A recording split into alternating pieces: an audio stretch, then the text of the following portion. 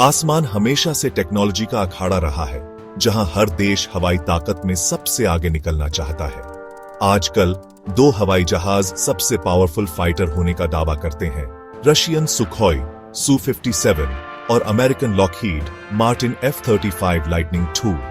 Su-57, जो F-22 Raptor को टक्कर देने के लिए बनाया गया है, एक 5th generation single seat twin engine वाला स्टेल्थ फाइटर है, जो हवा में राज करने और हमला करने के लिए डिजाइन किया गया है।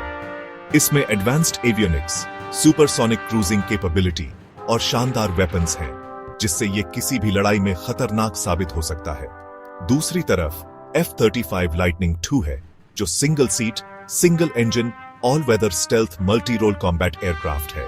ये जमीन और हवा दोनों पर हमला कर सकता है।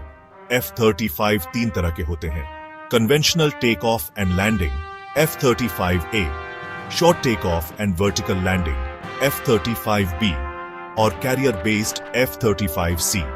Su-57 और F-35 modern fighter jet technology के सबसे बेहतरीन उदाहरण हैं, जिनमें अलग अलग डिजाइन और कैपेबिलिटीज हैं। इस वीडियो में हम इन दोनों की खूबियों और कमियों को देखेंगे और जानेंगे कि आसमान में कौन राजा है।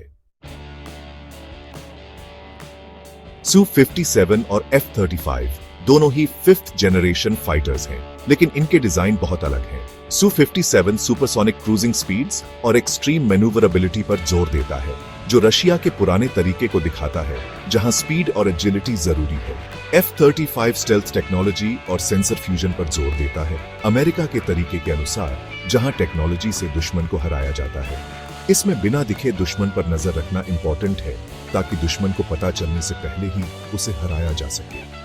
डिजाइन में ये फर्क दोनों देशों की जरूरतों की वजह से है। रशिया, जिसका जमीन का एरिया बहुत बड़ा है और वो डिफेंस पर जोर देता है, ऐसे हवाई जहाज चाहता है जो दुश्मन को जल्दी पकड़ ले और नजदीक से लड़ सके। अमेरिका, जिसकी पूरी दुनिया में मिलिट्री प्रेजेंस है, उसे ऐसे हवाई जहाज चाहिए जो बिना दिखे दुश्मन के इलाके में घुसकर हमला कर सके। ये अलग अलग अप्रोचेस दोनों हवाई जहाज के डिजाइन में दिखते हैं। Su-57 blended wing body design और शार्प फीचर्स के साथ पावर और एजिलिटी दिखाता है। F-35 स्लीक, राउंडेड कॉन्टूर्स और इंटरनल वेपन स्पेस के साथ रेडार पर मुश्किल से दिखता है। पावर और परफॉर्मेंस की बात करें तो Su-57 और F-35 दोनों ही कमाल के हैं, लेकिन दोनों की खूबियां अलग हैं। Su-57 में दो सैटर्न इसडेलिए 30 इंजन्स हैं, जो आफ्टर बर्नर्स के साथ 35,000 पाउंड्स ऑफ थ्रस्ट पैदा कर सकते हैं। इससे Su-57 मैक 2+ की सुपरसोनिक स्पीड और मैक 1.6 की सुपर क्रूज स्पीड बिना आफ्टर बर्नर्स के अचीव कर सकता है, जो F-35 नहीं कर सकता।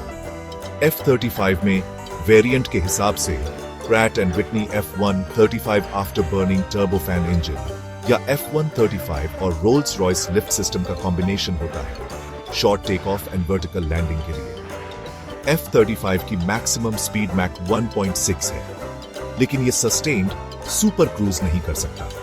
लेकिन F-35 की स्पीड की कमी उसकी एडवांस्ड इंजन टेक्नोलॉजी से पूरी हो जाती है, जिससे कम स्पीड पर भी अच्छी मैन्यूवरेबिलिटी मिलती है। Su-57 की ज्यादा स्पीड और सुपर क्रूज कैपेबिलिटी उसे दुश्मन के हवाई जहाज को पकड़ने और हाई स्पीड डॉग फाइट्स में फायदा देती है। इसकी एजिलिटी और एडवांस्ड थ्रस्ट वेक्टरिंग कैपेबिलिटीज से ये तेज टर्न्स और मैन्यूवर्स कर सकता है। F-35 Su-57 जितना तेज नहीं है, लेकिन कम स्पीड पर अच्छी मैन्यूवरेबिलिटी से वो डॉग फाइट्स और नजदीकी लड़ाई में अच्छा है। स्टेल्थ टेक्नोलॉजी और सेंसर फ्यूजन आजकल की हवाई लड़ाई में बहुत जरूरी है, और Su-57 और F-35 दोनों में ये है। F-35, जिसे स्टेल्थ के लिए बनाया गया है, Su-57 के मुकाबले रेडर पर बहुत कम दिखता है। इसकी reduced RCS, raider absorbent materials और इंटरनल वेपन्स बेस की वजह से F-35 दुश्मन के रेडर पर मुश्किल से दिखता है, जिससे ये आसानी से दुश्मन के इलाके में काम कर सकता है। Su-57 में कुछ स्टेल्थ फीचर्स हैं, लेकिन F-35 जितना नहीं।